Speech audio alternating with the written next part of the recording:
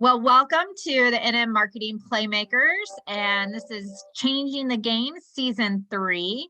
I'm your host, Jennifer Hensley with Playmaker Coaching and Consulting, and whether you qualified for Lives Leader this year, or you have your eyes set on Forum now, or you're just on the verge of getting started and trying to get to that next milestone, this webinar series is definitely for you. I'm super excited about our guest and how we're kicking it off today.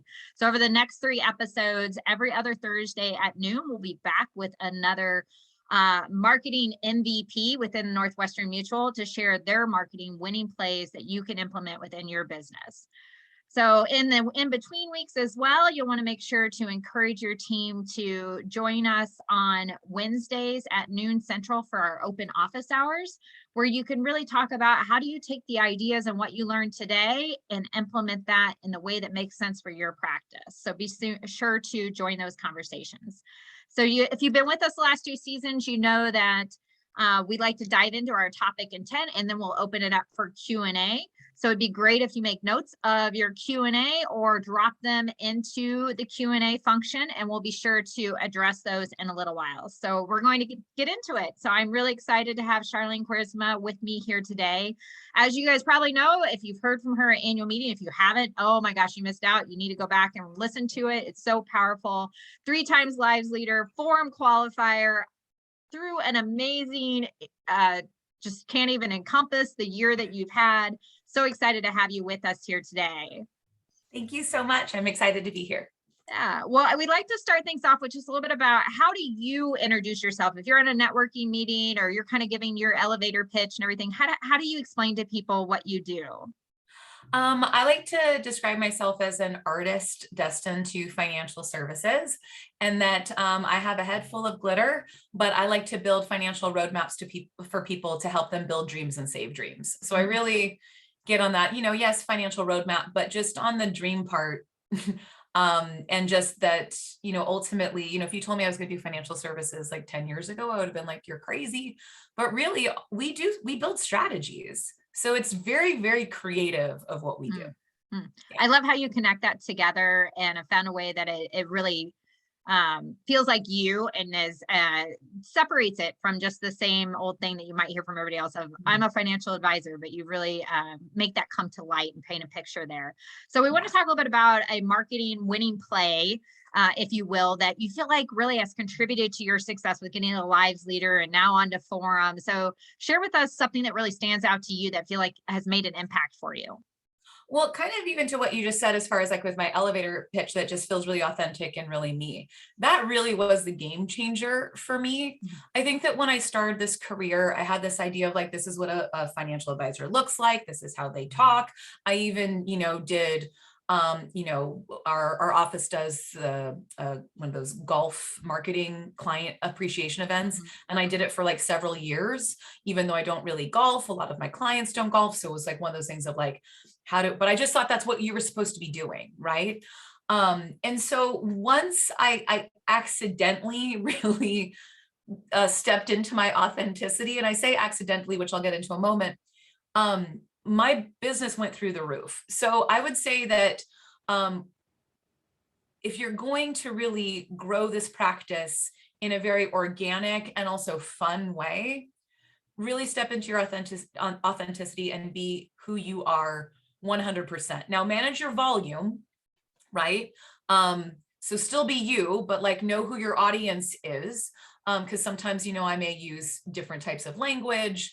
And so you gotta know who your audience is, and, again, be respectful. But I would say, identify what makes you, you, and then step into that 100%. So one of the things that I did was back in 2017, I wore this like polyester dress to work one day because I'm very much like I dress similar to like a 1950s pinup, if you will, on most days. But this one day I wore this like 1970s sheath dress, and it was white with all this like fluorescent colors. And I kept getting all these compliments throughout the day, but it was the same thing. Everyone's like, oh my God, that dress is amazing. And I kept saying the same thing, like, thank you, it's vintage. I bought it for $7. So all day I kept repeating the same line. And then halfway through my day, it dawned on me that the original owner of this vintage dress probably spent more than $7, and she couldn't even get a credit card at the time. Now think about that. Because when I thought about that, it gave me chills, because here I was wearing this dress and living a much different life. You know, I had 2 employees. I was on the 16th floor of a Portland high rise with a view of a beautiful, you know, mountain and river. And I'm just like we've come a long way, right? But then I looked around my office and I was like, where are all the women? So maybe we haven't come a long way. And then I got really curious of like, when could women get credit cards? You know, because the person who wore that dress originally couldn't get a credit card in her own name. And I was running my own financial planning practice. So I looked it up and it turned out to be 1974, which was like mind-boggling to me. So I just sat on my desk, had my friend take a picture of me, and I posted it on social media. And I said, did you know that the original owner of this 1960s sheath dress couldn't get a credit card in her own name? And here I am running my own financial planning practice. Hashtag the future is female, hashtag. And I just made it up. I said, finance, fashion, and feminism. And I hit send. And my social media just blew up. Like normally I might get like a few likes, you know, and maybe 1 to 3 comments, you know, and then this one was like in the hundreds and 50 comments. So then, because I was on my personal Facebook. So then I went through Hearsay Social, because I'm compliant, and posted it there. And the same response happened. And so then I was like, huh. So a few days later, I wore another 1970s dress and said that, do you know the original owner of this dress could still be fired for being pregnant up until 1979? Again, finance, fashion, feminism, social media blew up. And I just started really thinking of like, what if, because again, I'm an artist destined to a life of financial services. So I just did this calendar project called Finance, Fashion, Feminism. And I connected with local CEOs, female CEOs, executive directors here in Portland. And then I styled them in different clothing over various decades. And then paired it what women couldn't do financially during that same time period. And it was going to just be like a giveaway to my clients, but it just turned into a movement, and like very serious on that. It turned into we did a launch party for the calendar. I got invited to speak at Design Week Portland. Every month that we featured this, you know, new person, we got to feature them and their business. And I started getting access to their markets. And I then just became this like, oh, that's the woman that made the calendar. I even got invited to speak at MDRT at their national and their global conference on it. So it just really became a world of its own. But again, I got this idea because I just was me. I know it was a long-winded answer. No, I love that, because I think that's something that so many people struggle with. We feel like, especially starting out a business and you're just trying to make an income and you're like, well, whoever I can help, I'll help anyone. And you don't want to offend anyone and stuff. But it sounds like as you lean more and more into that, that's really when things started to take off for you. And you saw how it attracted more people to you. And it's not like people, I assume, that didn't exactly fit that mold, still didn't want to work, that they were like, no, I don't want to work with you. But it just made it even clearer of who you could best help and the right fit for you. Yeah, I like to say that when I ask for referrals, I say that I work with fierce women and sensitive men. Predominantly in creative spaces, you know, because again, I have a head full of glitter. I can speak their language. I'm not trying to use big words or explain things like the standard deviation of risk. Like I talk like a normal person. I don't have a finance background. Like I'm fully licensed and all that. But, you know, again, at the end of the day, this is a people business. So really connecting with people's why, and their values. And so if you share similar values, it's really easy to become referable, and it's really easy to build a book of business. So I would say, like, step one, like really truly identify what makes you you. So try to come up with 5, no more than 5. What are your core values? And your core values should be the same for your business as they are in your personal life, because that way you're really authentically being you. So for myself, ours are curiosity, candor, empowerment, purpose, and then charisma, because charisma, of course, is my last name. But, you know, curiosity, like, get really good at asking questions, and then use candor and allow that space for your clients to use candor. So you come to a space without any judgment, that so they really feel open to share what's really important to them, you know, and then empower them, you know, to make those decisions. You know, you don't want to handhold everything for your clients. So you really want to, you know, again, educate them and do those types of things. And so once we really stepped into that, that's what we started sharing with our clients. And, you know, it's like, who else do you know that embody these values? You know, and then that's becomes your referral language. So I'd say that's step one. And then, yeah, so share your values with your clients and then connect with those values. And then once you do that, you kind of just become this beacon of light that people just start flocking to you. So you become less of a lasso and more of a magnet. My team gives me a hard time because, like, I don't prospect. And the reason why I say that is because Said it out loud. I don't have to. I don't have to. Business just comes to me, you know, and now we're elevating. So I am getting back to prospecting to higher income earners, bigger and better people, but I still get a lot of business. So then now I'm coaching and developing other advisors to give that business away. So then they could work with them because, you know, there's only so many hours in the day, but that's how much that calendar or me standing into who I am has really, I mean, I live in Portland. So, well, I know a couple weird, of the right? things that we talked about a little bit in advance of this, and you hit on there too, was how, you know, you paid attention when you put something out there and all of a sudden you got some engagement and everything and started to see that there was something there. You leaned into it. You said, like, let's see where this goes. Let's go with it. So being aware of how are people engaging with you? What are they starting to show? Like, hey, I want more of this. What are they looking for? And then how you took one thing like the calendar and it became, something much bigger, because often I hear advisors that are struggling with time and capacity, and we'll probably talk a little bit more about that. And like feeling like they have to do 20 different things, but you took one thing and you were able to get so much power out of that. And that's exactly what I love helping people to do, is to say, it's not always about more. And I think that's exactly what you were hitting on, is it doesn't have to be the golf and everything else. Pick that thing that is meaningful for you. And then how can you use it in different ways to really spread that message? So share with us a little bit further around that, those steps that you were describing. Again, coming back to like finance, fashion, feminism, which again is this thing that I made up, but now it is a little bit of our marker, and you can even see it here in my office. So like we're in a virtual setting. And I know that some people are going into offices, but we're still going to have, I believe, moving forward, clients are expecting that hybrid, right? And the awesome thing is that you've got to see inside their worlds during this time. And they've got to see inside of yours. So use that as an opportunity, you know? So for example, if you just look here in my home office, you know, you have empowered women.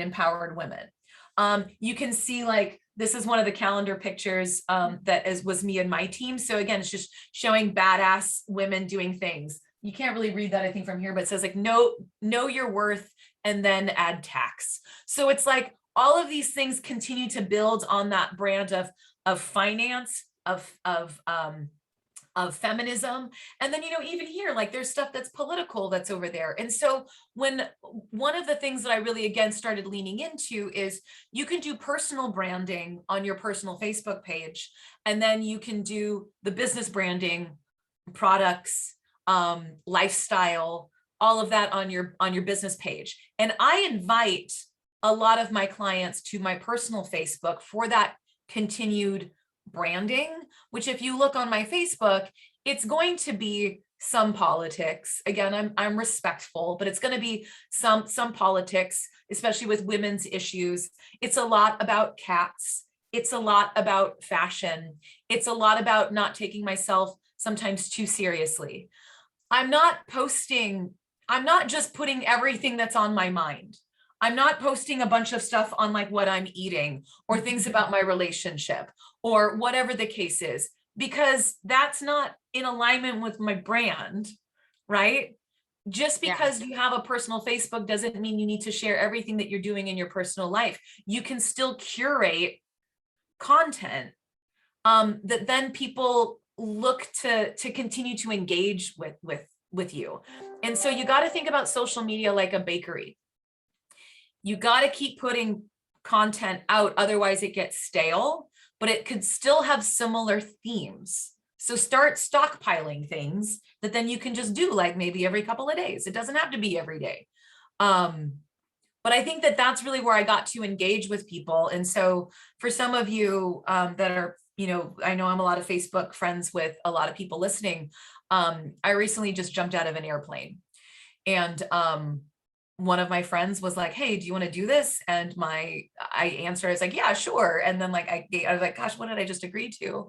But I did it. And I then knew I would post something again on my personal Facebook. So I was like, I want to put this with a quote. So it was just like, we become brave by doing brave things.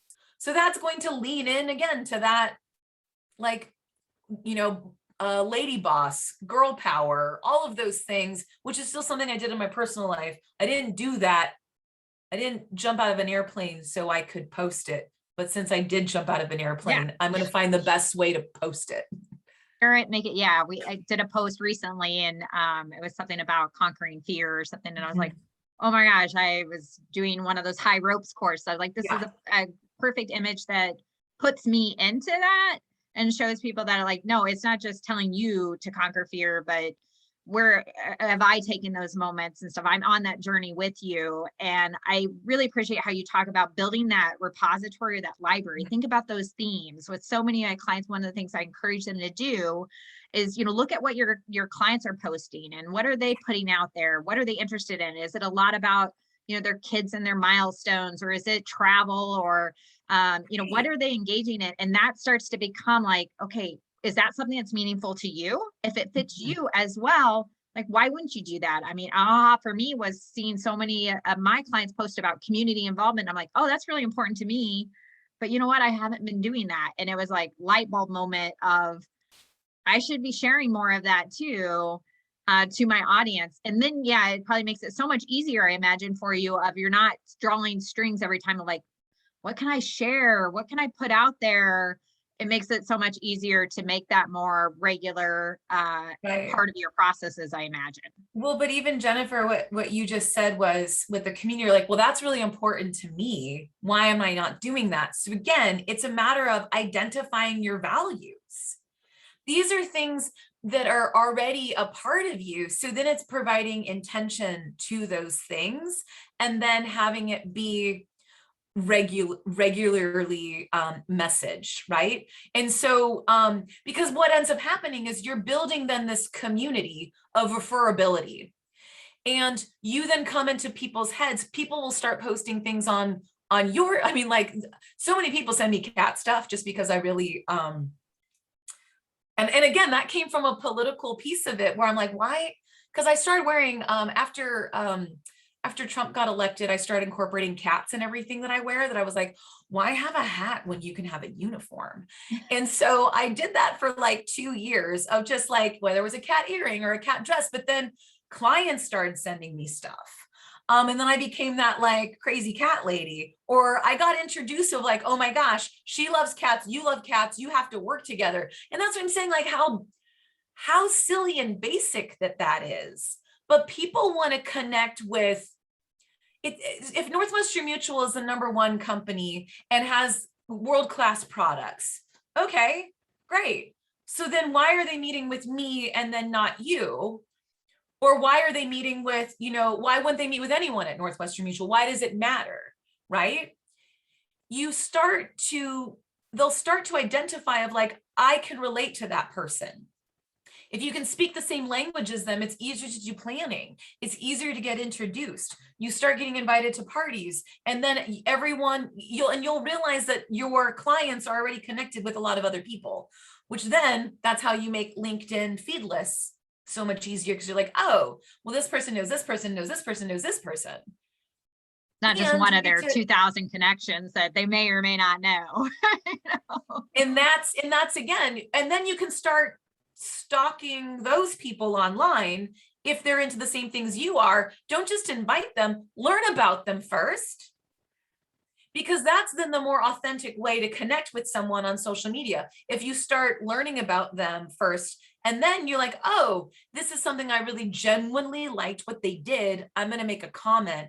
And that's how you introduce yourself. It's like, oh my gosh, I love that you put on this webinar about, people of color in the construction industry.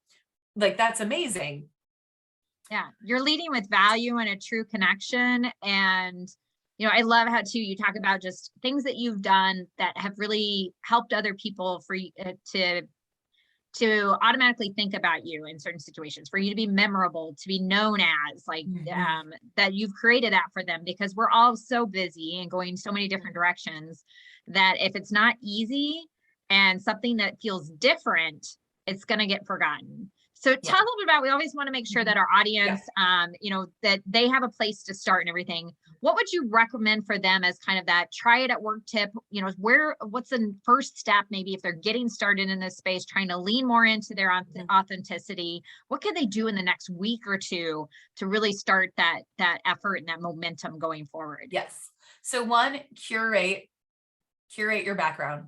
So whether it's a picture of your family, whether it is anything that is religious or a saying, whatever the case is, start curating your background. That you can do first and foremost. The other thing that you can start doing is start adding your best clients to your personal Facebook. But first, look at your Facebook before you do that.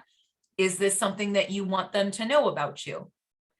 And then maybe start either deleting things or adding stuff before you do that.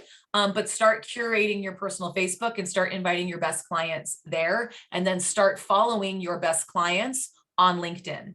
Start seeing, who are they tagging? What articles are they writing about? And start seeing, is that an alignment? So again, when I say your best, I mean your favorite. It doesn't have to be like, oh, this is my highest net worth client. I'm talking about who is someone that is in your corner, someone that just gives you so much positive energy when you meet with them.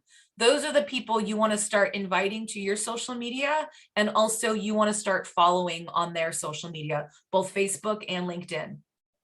And the other thing is, when you're mindlessly scrolling through things, go to LinkedIn and then cross-reference that with Instagram and Facebook for personality. But LinkedIn's where the money is. So we can, eat empty calories on Instagram and Facebook, but look to see what individuals are doing within their community and within their industry. Start following industries that you want to work in and start nesting in those companies. So again, just get really good at what are the issues that industry is facing? What are the things to celebrate? And those are things that I think that you can start doing instantly, but only do 3 to 5 people a week. That way you're actively learning about those people. And then that way you can then, I like to say, set a trap, leave a piece of cheese, catch a mouse. Yeah, I love that. And I think that keeps it manageable, that they can keep building it and getting success from it over time versus trying to, and if you're getting really specific about your niche and who you help, it's so much easier today than like, how can I go all in and get into those organizations and those community associations and different things. But if you're trying to serve, 6 different markets, there's no way, you just don't have the manpower, even if you have a large team, to really do that in a deep, meaningful way. And the planning becomes similar. So like if you end up doing planning with a certain company or certain industry, their benefits. I would say, maybe have like 2 or 3 markets, that you're really, really good at, really, really in touch with. And I personally love working in the creative agencies because they always will freelance. So they'll like work at a company and then they'll freelance, and then maybe they'll freelance and they'll get hired by that company. The reason why I love it is because they can't count on benefits or one company's stability. So we're always doing supplemental, because I'm like, you're just going to leave again. Like, So what we want to Okay. do, is we're going to open it up to questions. So if you've been thinking about the questions, hopefully while we have the conversations, put those in the Q&A and we'll take some of those. And as those are coming in, one of the most common questions, Charlene, that I hear from people is, I don't have a team to execute this. This is just me. I'm just getting started. What is your advice to them in terms of how can you still make that doable if you're kind of a team of one?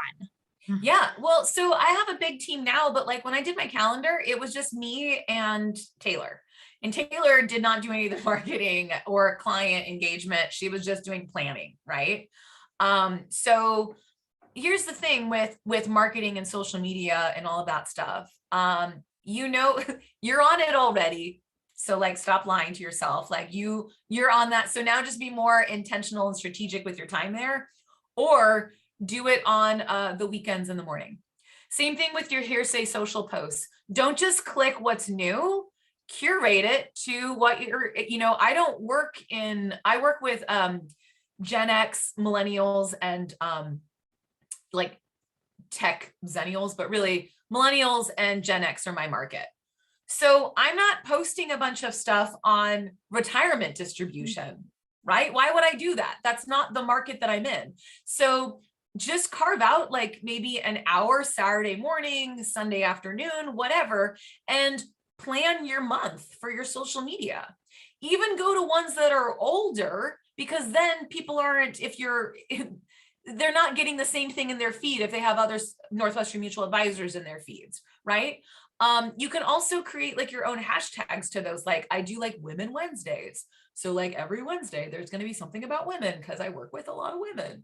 So like those are things that you can do that you're really just carving out like an hour a week, and I say too often we do sales, but we should make it sales and marketing. How do we do both?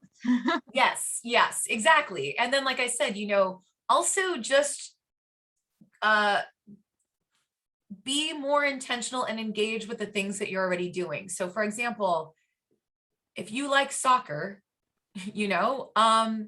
maybe you play soccer, or maybe you like to go to soccer, matches and things. Go do that more with other people that like soccer. Like do more of the things you like to do, and then it just becomes automatic. You're showing up in that, again, authentic way. So just be visible doing it. It's like you said, don't go golf if you're not a golfer and be like, oh, I'm going to have weekly golfing dates. Like that's not you. Find the thing that where you want to go. But if you are a golfer, then do weekly golfing and always invite someone new to bring someone else. You know what I mean? Like just do the things that you like doing. Like before COVID, I used to do a group called Pints and Crafts where we would drink beer and do arts and crafts because I like crafting, and then I got a lot of clients from that because they end up asking you, what do you do? So one of the other questions we have in here is around, how do they know if it's the right idea for them? There's so many ideas. You go to annual meeting, all these things too, and you get 500 different ideas. And it's like, is it the right idea for my practice? How it fits in. So I know, for me, one of the things I suggest people do is we have a score assessment to help them better understand too, what are their goals and what fits in. And we'll make sure to put that in the links for everybody. What advice do you have for them on deciding what do I implement? I have all these different ideas, shiny objects out there. Which one makes sense for me? I think the one that feels the most natural to you. And again, it's really going to come back to lean in to you and your awesomeness. All right. And do that. So again, I'm talking about on social media. I feel like you need to have somewhat of a social media presence, especially if you're younger, because people are going to just Google you, and you need to make sure that when they're Googling you, there's some cool stuff there, but again, lean into the things that are really, really important to you. So as far as what are the things to do, like gifts, for example, people like you should do client appreciation gifts. If gift giving isn't your love language, don't give gifts, So again, I think that come back to the things on like what what are the things that really speak to, that get you excited and speak to who you are, that doesn't seem like a chore? I would say those are the things that I would lean into first. Again, my calendar project happened by accident because I really leaned into my use of vintage clothing, right? And now that's transitioning, because I'm not going to make another calendar. At least I have no intention of doing that right now. But that finance, fashion, feminism was such a thing. We just got a new office space that's going to be in an old Victorian.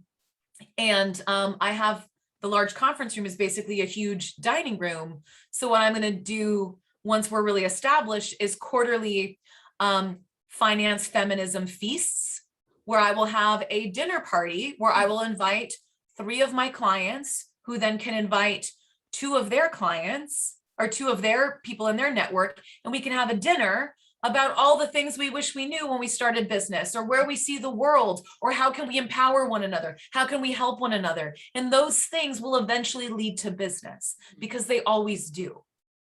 Yeah. And once again, it's something that you took the one thing and now we're just using it in a slightly different way.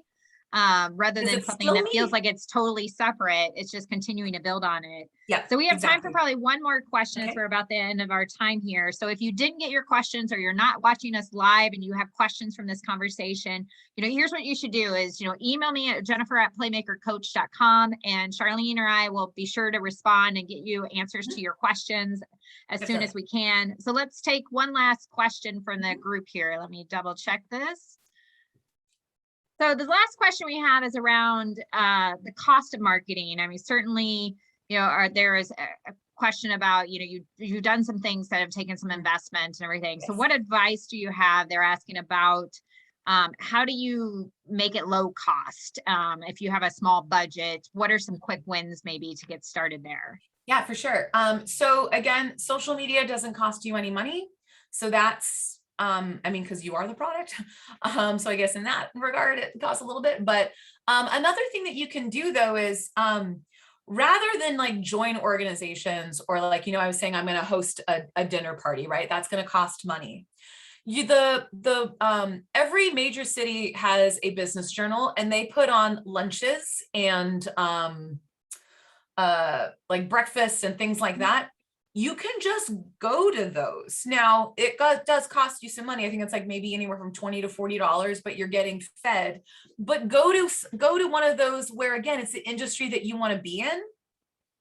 And again, yes, this doesn't seem like it's a marketing thing, but trust me, it is. So before COVID, I used to go to these all the time, where they'll announce, usually CEOs of specific companies or the industry. So what I would do is get there early, wear something memorable. We talked about that again, like how can you stick out in a room? So get there early. Do not sit next to anyone that you know, because then it forces you to make friends.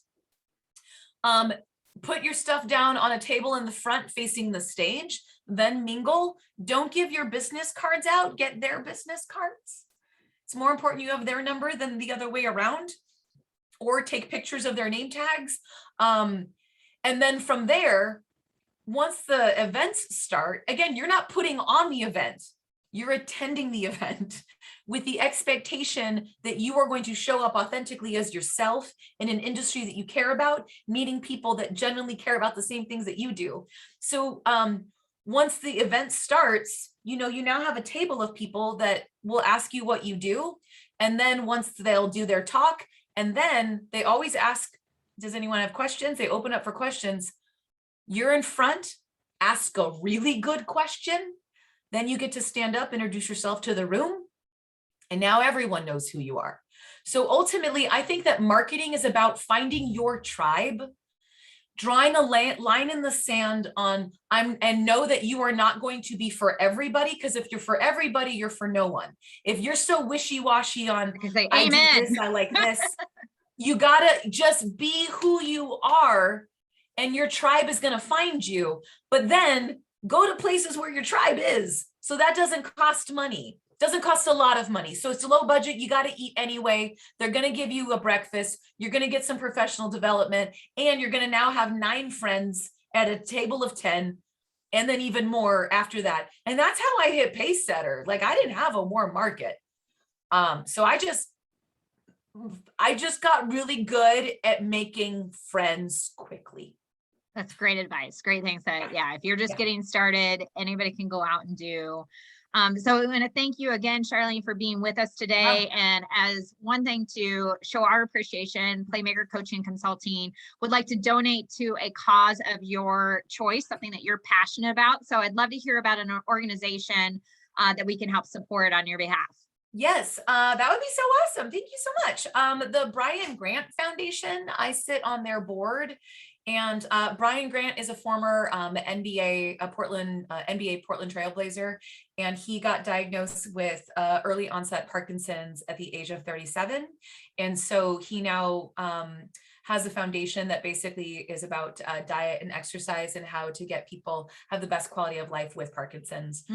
My mother has Parkinson's, so I'm very active in that community. I'm actually on several boards, but that one I probably would be the one.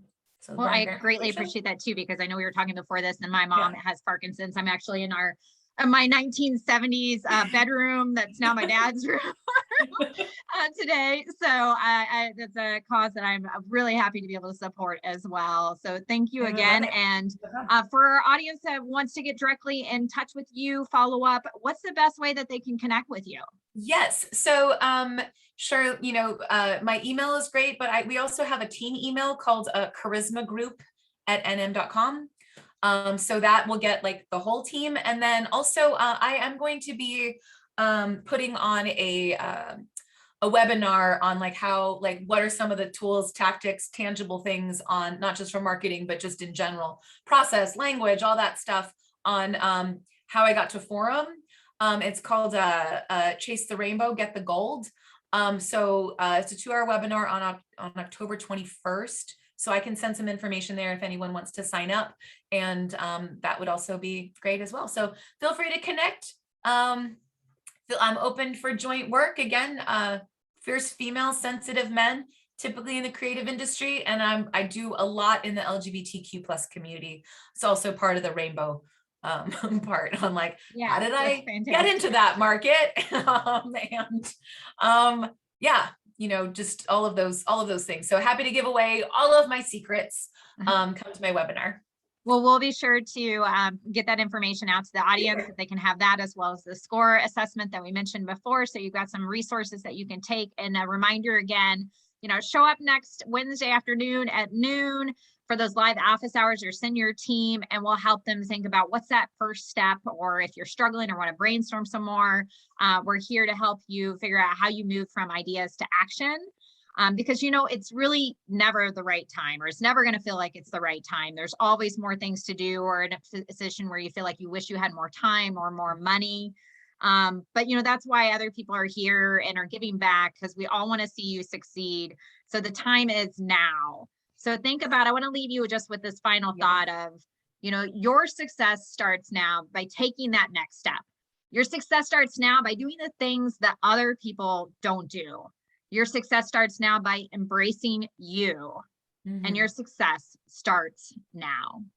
So I hope this was helpful to you today. Looking forward to our next conversation in 2 weeks with Rachel James. It's going to be a powerhouse woman as well. Thank you again, Charlene. You guys have a great rest of your day. Perfect. Thank you so much. Have a good one. Bye.